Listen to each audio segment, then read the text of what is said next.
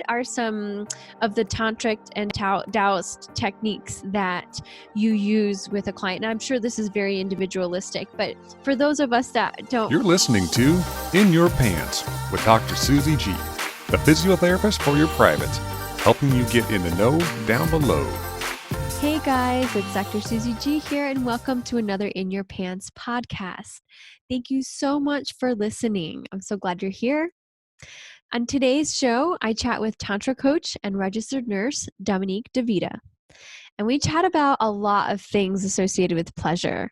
We define the concept of pleasure and pleasure mapping and neuroplasticity, so how our brain responds and changes in the patterns that occur when we have pleasurable touch and experience sensations in our bodies.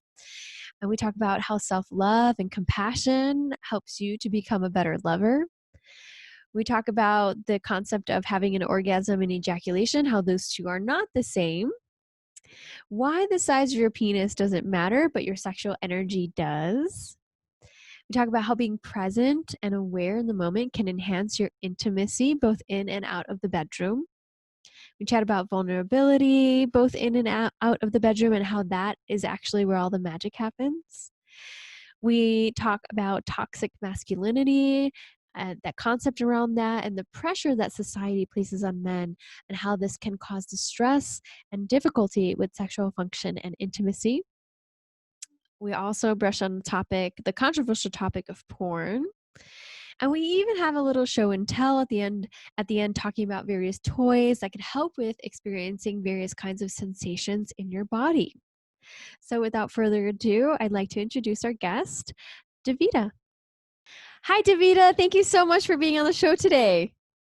Hi, Susie. Thanks so much for inviting me. I'm happy to be here. Well, I'm excited to have this conversation with you today because this is all about pleasure and maybe some of the myths around pleasure and maybe the potentials that we have with our pleasure, right? So let's start with what, in your opinion and your definition, what is pleasure? Pleasure is just, we have so many, our body is loaded with nerve endings so that we can feel so many different sensations and pleasure. And, you know, it is our birthright to experience pleasure. We're built to experience pleasure. So just there's a range of sensations of pleasures that we can experience in our bodies. And I just invite my clients and to experience different sensations and what's pleasurable for them.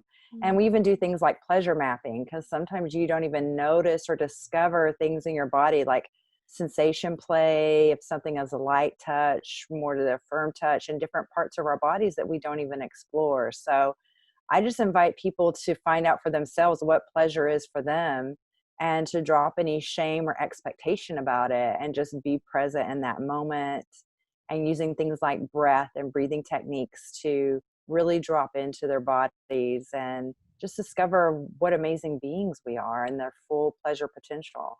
Oh, I love that. I got so excited over here. Like when you said pleasure mapping, because in the work that I do with people who experience pain down there, we often we lose that sense of touch or what pleasure even looks like anymore, because we've been so disconnected from our bodies and it's painful, and there's so many negatives.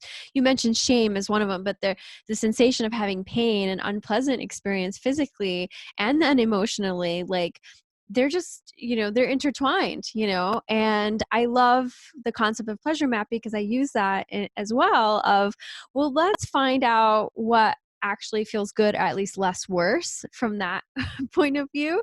And I love that you mentioned without shame or without judgment and being in awareness. So let's talk about that a little bit more, about like maybe guilt and shame and all those, inner critics that come up for us when we try to experience pleasure as a human being.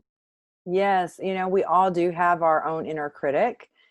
As much as we want to deny that and pretend it's not there, it's always there. It's like we have a courtroom in our head, listing things off if we're guilty or innocent, or playing scenarios out in our minds from either the past or the present. So just having the mindfulness of being in the present moment and trying to let go of anything from either society or conditioning or parents or even post-traumatic events that may have had us have shame about our bodies or where we're feeling inadequate, and just taking a moment to even have, loving on ourselves and have appreciation and gratitude for our bodies, because our bodies are amazing. And so just even the fact that I'm also a nurse, so the fact that we're able to get out of our bed in the day and that it carries us through the day and allows us to experience life is so amazing, and something that we often take for granted. So, I just invite people to try to let go of any shame that they have or any expectations they can have about their bodies by judging them based on what's in the media, because Mm. media is a lot of like Photoshop and perfect lighting and hair and light, Right. you know? Right. And so we're just real human beings. And so like, let's enjoy and find the things that we do appreciate about ourselves, because we can focus on that one little thing that Mm. is bothering us, and where our attention goes, energy flows. So then we just we magnetize that, we make it so much bigger than it is, and we can get so hyper focused on that. So like even focusing on other parts of your body, like even if it's just like massaging your chest and sensations that you have with all these other nerve endings, even like a scalp Mm. massage, like how else, even just having a body massage, how else can we experience good sensations in our body instead of getting so hung up on like what isn't working? Because the Mm. more we focus on what's not working, the more it doesn't work in a way, because we're just, it just becomes like we get so almost obsessive about it in a way. And then we lose sight of all the wonderful things that are going on. And so we have to have that balance of like having the gratitude every day, especially when going through pain, like waking up in the morning, a gratitude practice, and being thankful for the things that are working, and being thankful you have another day to figure out and try to heal the things that need healing. And even when you go to bed at night, just that practice of gratitude can really turn things around for you and have you experience your body and your life in a different way. Mm. That's so beautiful. There's so much to unpack there. Where do I even begin? I feel Wherever you like want, wherever you I want. feel like that was so powerful, because you're right. Like, you know, I think let's go back to when you mentioned like social media and expectations of society and culture, right? It's just going to Mhm. be different for everyone depending on what part of the world that they're living in and their beliefs and how they're brought up and et cetera, et cetera. Um, there's a concept about size, and I'm gonna turn this to male bodies now. There's a Yes. concept of size, and if you, I believe that the I don't want to say number one, but I think the number one Googled thing is what's an average size, or how big should my penis be, or anything related to that. Yes. I don't know if you know, but again, I'm not trying to spit stats here that I don't know, but I think that's a fairly common Google searched item of, how big should it be, and does mine size up, right? So, Right. let's kind of unpack that a little bit. Let's zoom out and kind of talk about that, like what we're meant to, I guess, what we're meant to believe, or what we think we Mhm. believe, and then how does that really, again, I can imagine that it influences your ability to be present in the moment. And what if you're not like everything that you see, or that what everyone says, and what happens there? You doomed. And I'd probably like to kind of go into more of that masculinity aspect of like expectations for a man, right? What Yes. should a man do, or what should a man look like, or be, or act, or behave, right? And those are very big questions, but let's unpack this a little bit more. Yes. Let's unpack whether they're packing or not. Right, that's No. I love it. You got it, Davita. so so the thing is, that so much pressure on males, and I really feel and have such great empathy for them. And even when I work with female clients, I'm just like, you need to think about what the struggle is for men in our society. There's so much pressure placed on them, and as females we can focus on what our struggles are, but we also need to have empathy for our male counterparts. So one of the things being the size. And you know in tantra, because since I'm a tantra coach, the thing is, what I have learned and experienced is that actually the presence and the connection that you have in the partner, like if they're able to be fully present with you, and the energy that they have, circulating energy through their body. So really the size of their energy and their ability to, with Tantra practices, they're able to have erections for a longer period of time. And even I'm able to coach my clients how to separate their orgasm from their ejaculation so they can experience male multiple orgasm. So then they're able to last a lot longer. And then their partners are able to have extended pleasure, like prolonged states of, ecstatic pleasure. And for females, anatomically, it takes us so much longer to reach orgasm than it does the males. So if they're not lasting, the experience isn't lasting very long, then sometimes, the males can have an orgasm before the females do. So really the most important thing is like the energy that you're having and that you're bringing, and are you being fully present? Are you bringing all of yourself into that moment? Or are you just approaching your partner and that experience just from your genitals? Or can you even bring your awareness, bring your heart into it and be vulnerable and be fully present and just honor that person and drop away, let go of fears and expectations and doubts, and just really look at the things and have gratitude for how beautiful each of you are in the moment, because two beings being brought together can be such a beautiful experience. So, I think that the size and things like that is such a distraction, and things and stuff that we see in media also. You're going to see the very few people that are beyond the average of size. And, me being, a female, and I've experienced people in a range of sizes, I've actually had more pleasure with people that are average to even below average size. So it's just this unrealistic expectation that's placed on males, and then they start to judge themselves. And when they get too much into their heads up here about that, and they're being critical of themselves, then we can sense that, and the discomfort they have within their bodies can hinder the experience between the two people. Just like if a female is too self-conscious and you're not able to be fully open and explore things because you're having all this judgment and shame, then the male can't even enjoy being with that partner as much. So, so it's really about the energy and about the connection on a level even more than just the genitals, on just your full presence. Absolutely. Yes. I love that it's more than just the genitals. It's being present, having trust, feeling vulnerable with that person, or having trust enough to be vulnerable with that person, and to experience, to absorb yourself in the experience fully, right? Rather than just believing everything that your inner critic is saying to you and dictating, because really thoughts are just an opinion. True. So true.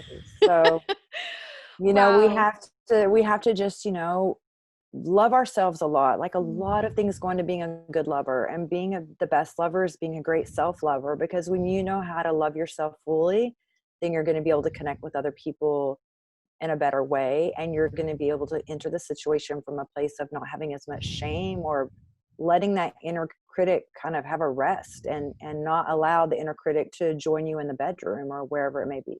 Right. Because what happens in the bedroom is probably what you're carrying, what's happening out in your life. And let me rephrase that. What's happening outside of the bedroom is what you're bringing into the bedroom, right?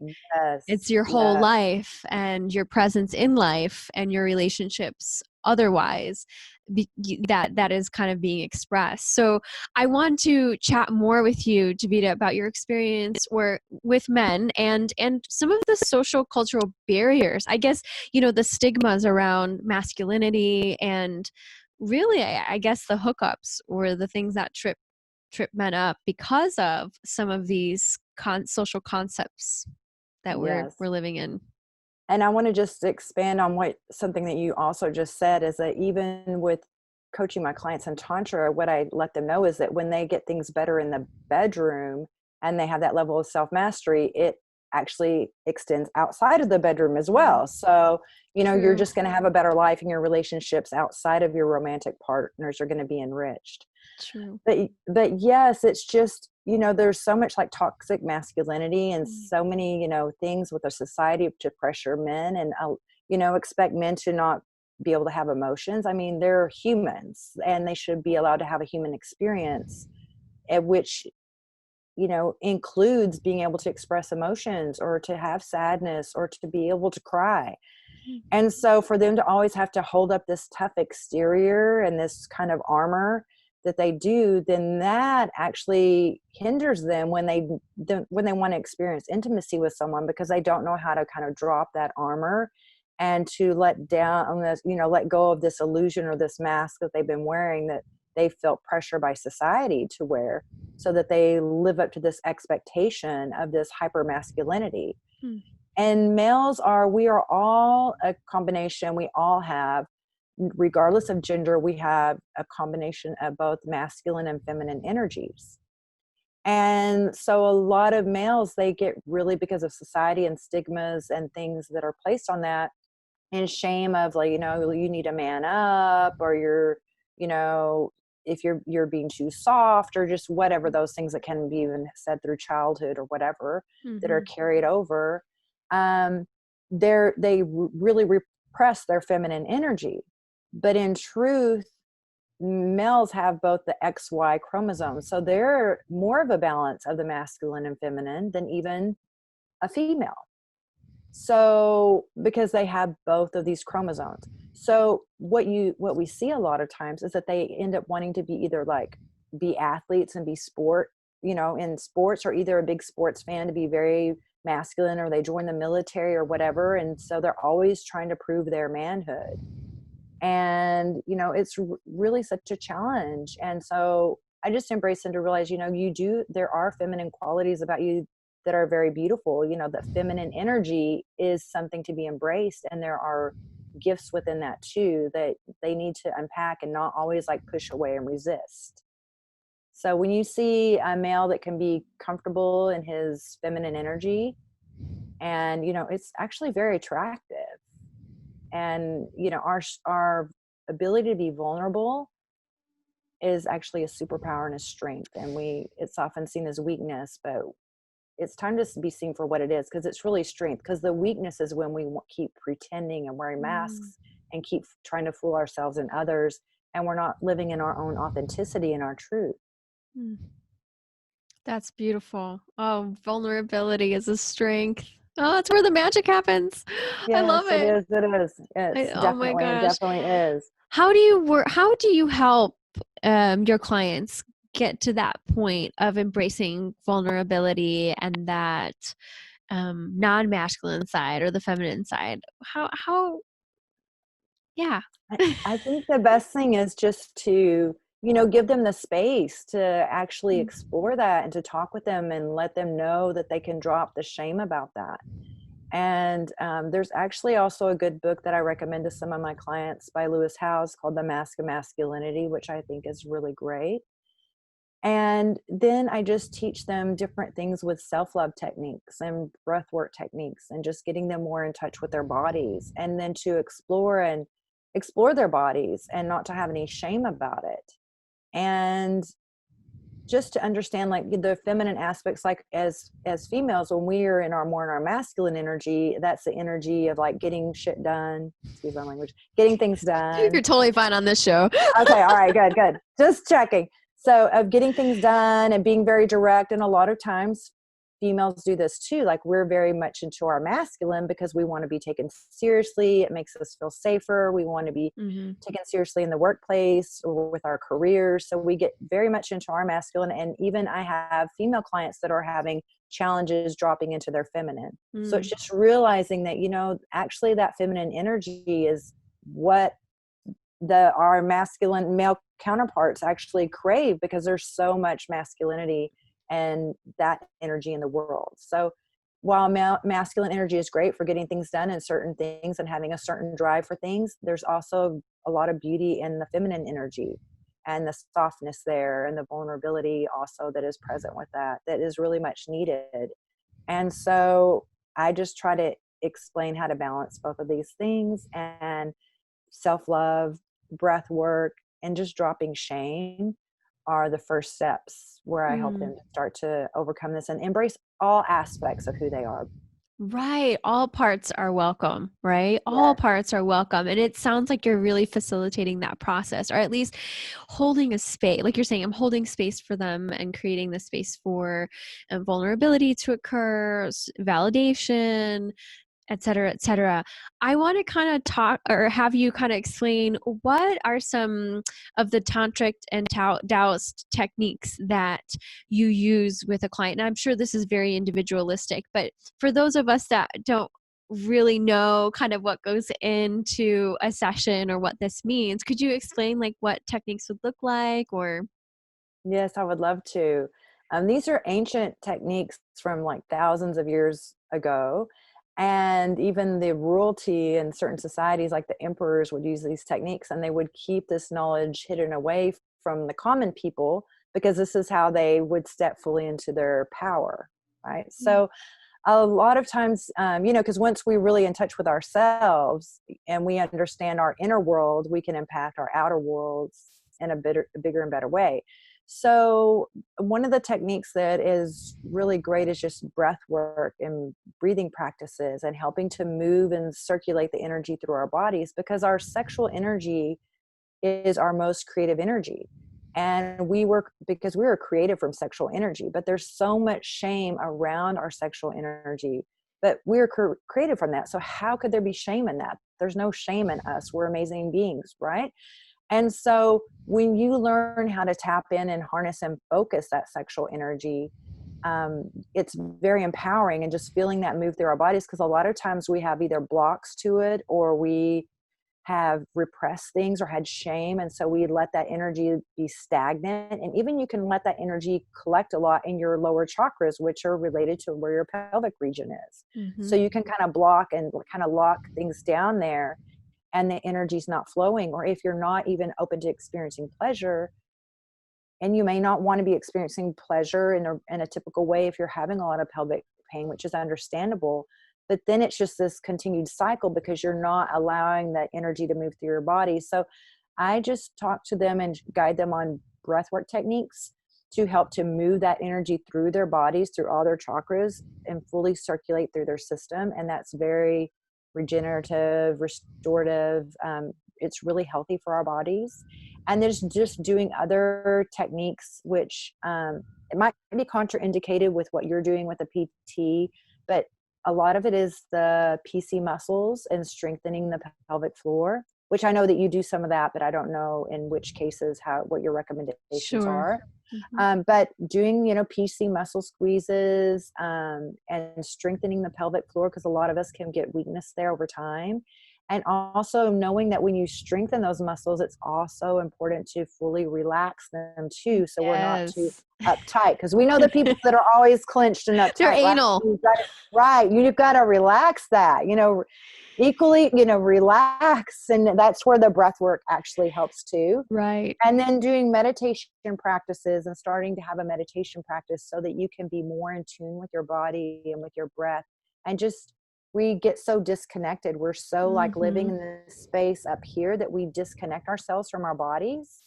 Mm-hmm. And so then we just forget like to experience all the things that we can experience here. We're just kind of like up in our logical minds, and we don't fully have Right. presence in our bodies. And tuning into like how traumas or past experiences or shame Mm. are creating disease, because disease is dis-ease and Yeah. creating discomfort in our bodies. And sometimes our bodies will show these symptoms Mm. because our bodies are trying to communicate and tell us that something, like we need to pay attention to something that maybe consciously we're like, oh, I can keep putting up with that, or this relationship is okay, or I won't express my needs, or I won't make healthy boundaries for myself. So there's a lot of different things that go into it. But just initially starting with these ancient practices and techniques. And the other thing is your sexual energy. It's kind of like, if you have a 100-watt light bulb, that light could fill the room. But if you get that same 100 watts of light and you put it like through a laser light and you focus it, it could cut through steel. So just knowing how to tap into what your sexual energy is, knowing how to focus in on it and use it to create the life that you want. Because when we tap into that creative energy and we just don't waste it through like frequent ejaculation, because that can be so draining, and we really know how to focus it into what our goals and our desires are and our dreams are, we can creates life, right? So we can create the lives that we want. So those are some of the things that I work with my clients on. That's pretty deep work. And very much in alignment with what I would often recommend for people is, being more fully present, being aware, giving other body parts love, but also, as you said, that it's what's going up here on an intellectual level, on a cerebral level, cognitive level. We're always here. We're always kind of in our minds, in our heads. And sometimes that can be a scary place to tap into when you're not even aware of all this chatter that's going on. And even that awareness in itself of noticing what you're noticing can be quite powerful, right? Like, Yes. where's all my energy Self-awareness. going? Yes. Yeah. Like, where's this energy going? And speaking of energy, so I wanted to ask you earlier, but sexual energy, right? How would you define, like, how would you define like sexual energy? Because I could assume that that's probably different for every single person, and how that manifests or translates into their life. But is there a definition for sexual energy? Sorry for my ignorance. I'm not sure exactly what the true definition will be, but for me, the way I would describe it is just that energy and that passion, that desire. And a lot of times we have in ancient tantric techniques, we have like these energy centers in our body. It's called the chakras, and it's very ancient. And the chakras are like these unseen. It's not like an organ or a spot, but it's these little energy centers in our bodies, and they're related to different organs based on where they are. So the sexual energy actually helps flow through those chakras and those energy centers to keep everything balanced in our system. And a lot of people operate and their chakras are open like from the first, second, and third chakras in the lower end in the pelvic region, but then there's a blockage in the heart chakra because we've either had an experience through childhood or with a parent or with a past lover where we've kind of shut ourselves down and guarded ourselves. And so we end up just the energy just keeps coming through the first, second, and third chakras and spinning out through those regions, and we can feel the intensity of it. So you can feel like a lot of like desire, and you can actually make some bad decisions sometimes because you're impulsively hook up with someone because you're just like, oh my gosh, I'm just feeling so super aroused and I just have got to do this and connect with someone. And then you just keep spiraling the energy. You go from the first, second, and third, and then you'll end up being with someone or doing something or ejaculating, and then you go back down to the first, right? So when I work with people and I have them open up their heart chakra through self-love and other tantric practices, because pink tantra is actually all about self-love, then I have them use the breath work to bring their pleasure, work on pleasure practices and build that sexual energy too, if they're not having a lot of sexual energy, and bring that energy up, and with the breath to open up any chakras or blockages they have in their system so they have more balance. And then you're able to tap in more into there's a chakra here that is with intuition or the third eye. Your crown chakra is with enlightenment. And that's when you get into like full self-actualization and like in the Maslow's hierarchy of needs, and you kind of self-actualize and you really have this awareness, and you can have more discernment and more intuition to make better decisions in your life, and not be kind of, you see people that rule their lives based on their groins and they're more of a primal need, like, and that's all they operate from, and they don't do other things with their energies to have a life that they would really love living. They kind of shortchange themselves.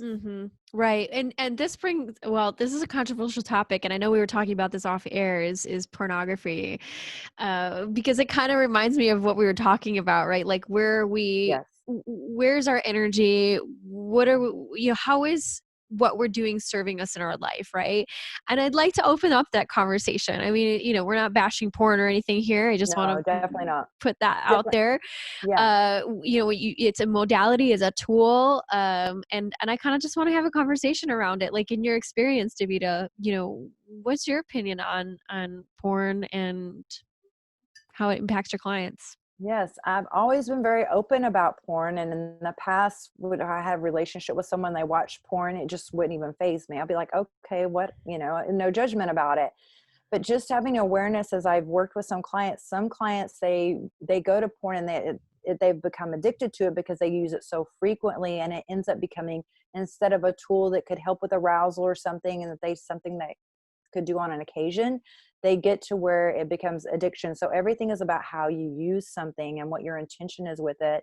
And is it something that you're having self-control over, or is it something that's controlling you?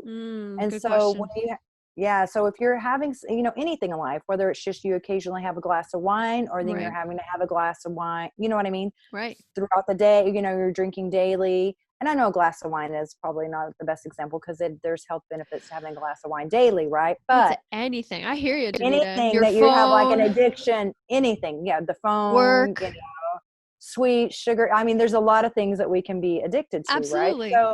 So it's just like, how is this impacting your life? What is your intention in using it? And so sometimes with porn, there's so much imagery in the porn that the brain will get so used to having that to stay aroused when someone's self-pleasuring with all of those images. So then when they're with a partner and they're just being with a person, and especially like if they're doing missionary position and they're just seeing the person's face, and they're not just seeing like money shot, money shot, money shot. Right. Their body, their anatomically is like, where are all these images I'm used to seeing while we're doing this? Give me more. Like, I know I'm getting ripped off, So your body, it can desensitize, and your body cannot respond in person the way you would when you're self-pleasuring. And the other part of that is, a lot of times with males, when they will self-pleasure, they use such a firm grip. And so if they're using such a firm grip, they desensitize themselves, just like if females are using very intense sex toys, you will desensitize yourself. So I invite them to do some self-pleasure practices where it's not all about even maintaining erection or having ejaculation, but using just coconut or something, and just having with different touch and being able to see what subtle sensations feel like. Because when you're with a female partner, and if she's very aroused and lubricated, it's not going to have the same intensity as like a tight hand grip. Right. And so then when your body got used to this hand grip when you're self-pleasuring, and then you're inside and in a female, and the anatomy is going to feel different. And then you don't have that strong grip, and your body won't respond the same way. Right. Oh my gosh. Just change your body's responses. And the biggest part of that is the neuroplasticity. Like our brains and the beautiful thing is that we can change that. We can change neuroplasticity. We can build our brains. We can increase gray matter. We can change patterns. But just to have the awareness of, well, one, especially when I talk about Tantra, in caveman times, prehistoric time, a man is not going to be in the middle of the jungle having hours-long tantric sex with their partners, because then a saber-toothed tiger come in and wipe them out, and we wouldn't even be here today. Like the species wouldn't have continued. Right. So, that's just so for necessity and being outdoors, our ancestors would do things quickly. Right. So then you go into being a preteen or a teen. And when males start, and even females, but especially it impacts males more, whenever you're self-pleasuring, you don't want to be caught by your parents. So you do things very quickly. Right. So then you get used to getting from point A to point B very quickly. So these like neural pathways, just the more often we use it, the deeper that groove gets in our brain. And so what I do when I work with my clients is just have them have that awareness and try to create new pleasure pathways and new ways of experiencing, so they can have prolonged periods of pleasure, and so they can have more intimacy, more connection with their partners and with themselves, even when they're self-pleasuring. Oh Like my the gosh. whole goal doesn't always have to be ejaculation or it's about connection and just intimacy, and intimacy is into me, you see, like, and so it's just being able to be fully seen and be able to fully see and accept someone else for who they are as a person, not just as a fantasy. That's beautiful. Into me, you see. Wow. I've never heard that before, so I'm a little blown away. Hold on a second. It's like, that's perfect. And you've hit it right on. I mean, Davita, right on the money with all of that. I mean, I really am like blown away, because that is the truth. Like, not only everything that you said, but in what I see with people is that sometimes there's even injuries that can occur, when you're doing things like, for example, jelqing is a technique that, again, I'm sure works for some people, but it's how you work it, how you use it, what your intention is. And there's a lot of nerve endings there that pick up on danger messages. Most of those nerve endings are the ones that are picking up on danger messages, like rightfully so. And there's a lot of top down inhibition that happens because you're not feeling pain in your genitals when you're feeling pleasure. Of course, if you're not in pain, generally, but yeah, that can quickly turn if there's some tissue injury or harm that happens due to aggressiveness, and then that kind of spirals into a cascade of I have pain down here, and then oh my gosh, what's going to happen to my sexual function, and now pleasure and pain are riding a fine line, right? Yes.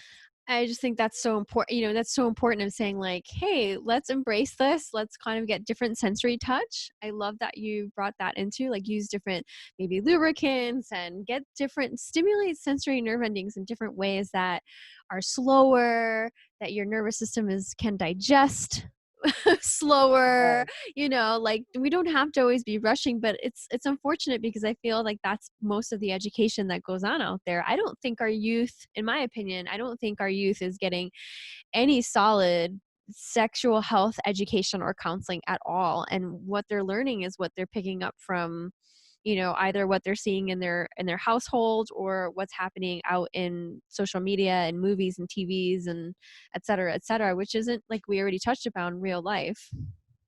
And when have we ever in any generation had proper sex education? We never have. Yeah.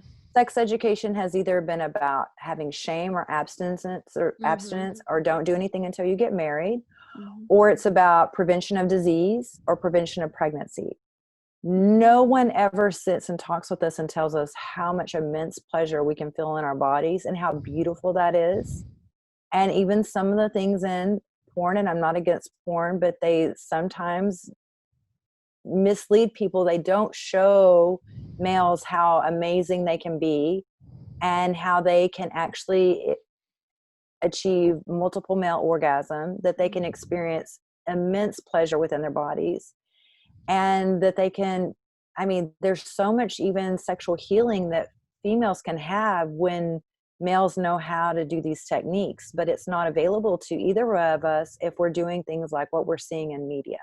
Right. Because those scenarios are very, things are very fast. There's not a lot of warm up or a lot of foreplay, Right. a lot in the majority of those instances. Mm-hmm. And one thing as far as sensation is just to think about whenever you rub your hands together, like if we rub our hands together and we rub them together very quickly, you just do that for a moment. Like, okay. And then if you just slow down and then you slowly move your hands back and forth and just take the time and just notice how much more sensation you feel with being slow. Mm-hmm. So a lot of times in what we see in media, everything is going very fast.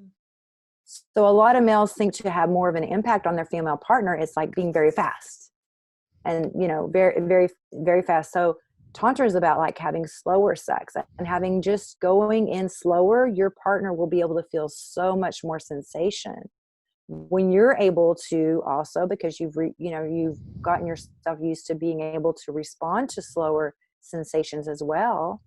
But whenever you're able to be slower with them, they're going to experience and feel so much more. And that's where like the size really doesn't matter.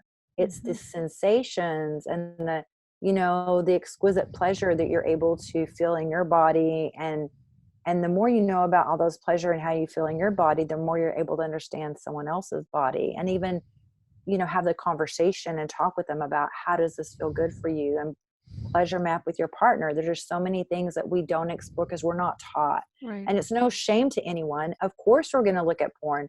All of us have looked at porn to figure things out. People that want to say they would never look at porn have still looked at porn to figure things out, because no one ever has the right conversation with us to let us know. Right. So it's great we're having conversations like this. And I actually had someone in London buy my Self-Love ebook because she wanted to give it to her teenage daughter who was exploring her, exploring things and self-pleasure and things like that. And she wanted to give her the books to start educating her. And I was so honored that she did that. Aw. I said, well, let me tell you, there's certain things on self-pleasure I talk about in my book just before you get it for her. She's like, no, I know. And I followed you, and she's curious about these things, and I want her to get the right information. I was just like, oh my gosh, Aw. I was so honored, And then she says, oh, my daughter looked at your book and loves all the images. You should have it printed up. And I was just like, oh. So it just really made me so happy, because I'm also a nurse. I've been a nurse for 30 years, and the human bodies are fascinating. And if we could just learn more about how great they are, and all that we can experience, Right. instead of finding fault, and just even a lot of things based on, because if we don't find fault in our bodies, where are we why would we be consumers? Why would we buy everything else in all these status Exactly. It symbols? doesn't So, sell.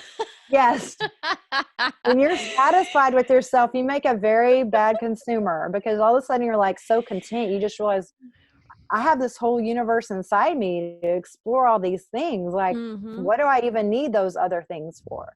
Right. Well, exactly. When you're talking about an inner world experience, we talked about this earlier, right? Like you can't, an external world experience, you can't have external solutions for an inner world problem. Like you need to work, right? Like you need to work on your inner self. And when you tap into that, like you're saying, Davida, then you don't need, none of that is necessary, because all that you need is within you. Right. But we have so many buried treasures and gifts and gold within ourselves, but we're so busy looking outside of ourselves that we just completely miss it. And it's just having that inner standing, like knowing who you are, so you can really touch into who you are. And sometimes we're afraid to look in, so we can become workaholics. I've done that. Same here. We can busy ourselves, and we can just like, we have all the trappings of success, and we're accomplishing all these things. And even we're helping, being a nurse. Oh, I'm helping care for other people, and I'm saving lives. But what am I doing for my life? How am I paying attention to myself? Where are my boundaries? How am I living for myself? What is my self-care? What are the things I do for myself in a day to take care of myself? Right. Because our body is a Jim Rohn quote. Our body is the only place we have to live. And we have to take care of our bodies. We get so busy on like, what house do we have? What is our home like? What car are we driving? And we put so much importance on those things, and showing those things off, or feeling that that's so significant. And then we become such workaholics, we neglect our bodies and our own health in the process. Right. And our bodies will only tolerate that for so long. And then it's going to speak up and say, hey, you need to pay attention to me. Right. Right. Well, it's like the Gabor Mate book, when the body says no. It's a good book, by the way, if anyone wants to read it. Or The Body Keeps the Score. That's the other one. That's what I was thinking. I was thinking of that Vessel one as well. Professor Kolk, Andrew Vessel Kolk, I think. Sorry if I'm butchering the name. Hey, you're doing a better job with that name than I would have. I try. I applaud you for attempting it. I try. It's on my shelf. But yes, I have that book too. That's a great book. But you're totally right. I mean, eventually, it's like you're gonna have a screeching halt, and then you're looking for the cause. And at that point, it's a culmination of events that created the perfect storm. So chasing the cause at that point, I don't think is really beneficial. I think at this point, it's like, well, what can I do now? Instead of focusing on what I can't do and how shitty things are, well, let me focus on what I can do. And that's hard to do. I'm speaking from my own side that's really hard to do. But scary. It is scary. But you can either sink or swim. Right. There's a pain of change, and there's a pain of staying the same. And I will say, being a nurse for so many years in Western medicine, there's a lot of ways that Western medicine has failed us. Truth, yeah. And so we go and we look to doctors, and we want them to figure things out for us. It's up to us to heal our bodies. It's up to us to find the right people through researching stuff, and find people that can help us, and who are thinking outside of the box and doing things in a different way, like what you're doing, Dr. Susie.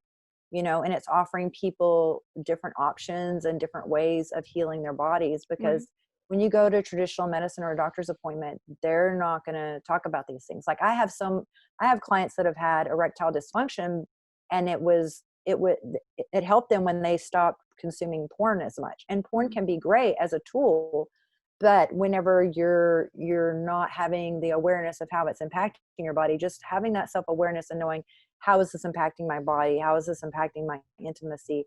And the doctors never even thought that, would have suggested, oh, are you watching porn, or is this something, and they're trying to prescribe medications that have other side effects, or, saying, oh, you need to have this surgery.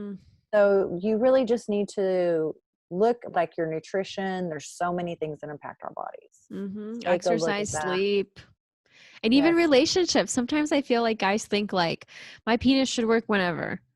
Well, I think hopefully after this conversation, and a lot of my other podcasts, you kind of get the hint, like, well, it's your other head too, the brain, the biggest sex organ that really matters. And yes, there will be, sexual discrepancies, and it's not a straight line continuum.